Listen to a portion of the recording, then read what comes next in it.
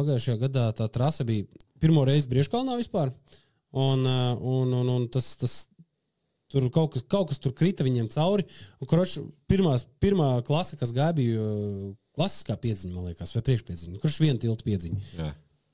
2 braucienos viens tikai vienā reizē tika augšā. Visi pārējie palika puskalnā. Tad reķini tur nomuļājās ritīgi, tas pa laiku arī tas uzreiz, kā saka, iesita kārtīgi.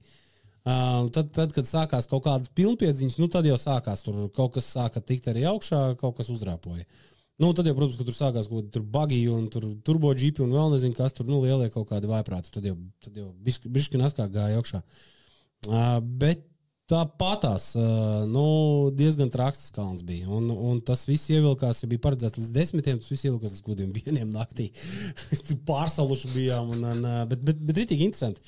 Un viņi man aicina arī šogad braukt pie viņiem un kā saka, ņemt dalību tur arī, restīvi ar kameru paskraidīts un tā. Un es tā arī domāju, ka darīšu. Es atbraukšu pie viņiem jau tur pāris dienas iepriekš, jau tur bišķiņās, kā saka, tur kaut kādu saturu ar pataisīt. Tas būs mans pirmais mēģinājums. Būt kādam citam iet kaut ko padarīt.